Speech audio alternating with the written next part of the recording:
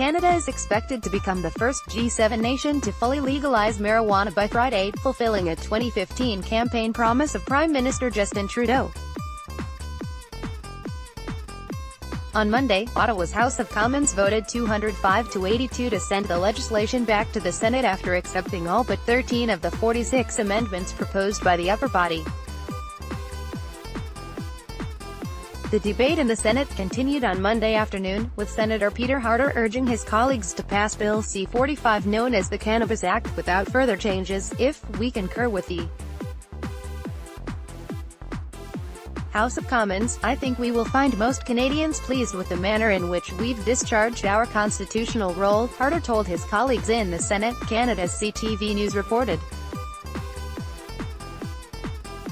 Around 9:30 p.m. on Monday, the body moved to resume discussions on Tuesday.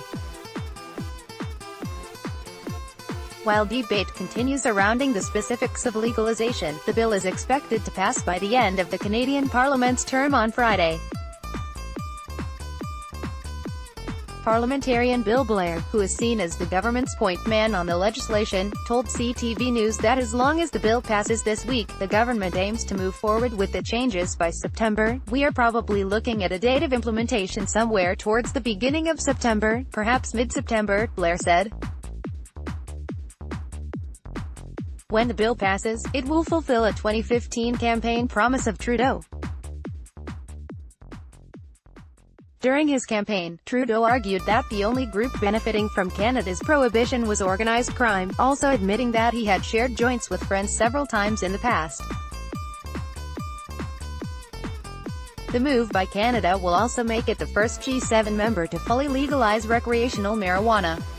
While recreational marijuana is legal in 9 U.S. states as well as the District of Columbia, and has been legalized for medical use in 29 states, it remains illegal under U.S. federal law. The South American country of Uruguay became the first country in the world to pass legislation fully legalizing the recreational consumption of cannabis in 2013. Those wanting to see what a rational federal marijuana policy looks like need look no further than to our north. Paul Armentano, the deputy director of the National Organization for the Reform of Marijuana Laws, told Newsweek in a statement, America's leaders would be wise to learn from our neighbors, who are replacing their archaic and failed marijuana prohibition laws with a regulatory scheme that is largely evidence-based on that reflects cannabis's rapidly changing cultural status. The market for legal weed is expected to be worth about $4.5 billion, when looking at consumption data from previous years. Canada's Finance Minister Bill Morneau has said that the taxes on legal cannabis are expected to bring in about $300 million. Ottawa plans to retain 25% of this amount and distribute the rest to provincial governments. In an interview with AFP in May, Trudeau said that many other nations were watching Canada closely to see how legalization moves forward.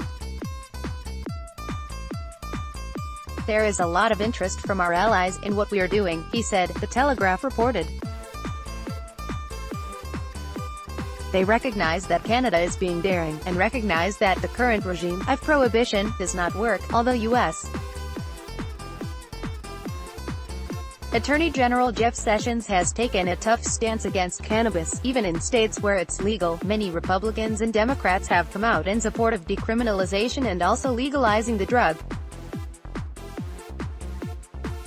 On Saturday, the Republican Party of Texas voted to officially support the decriminalization of marijuana and the use of medical marijuana.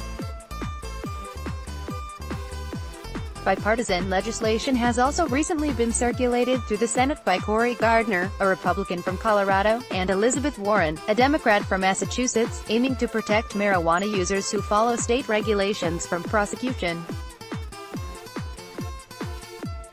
The bill also states that buying or selling pot would no longer be considered drug trafficking. President Donald Trump also said he probably will end up supporting the legislation if it moves ahead.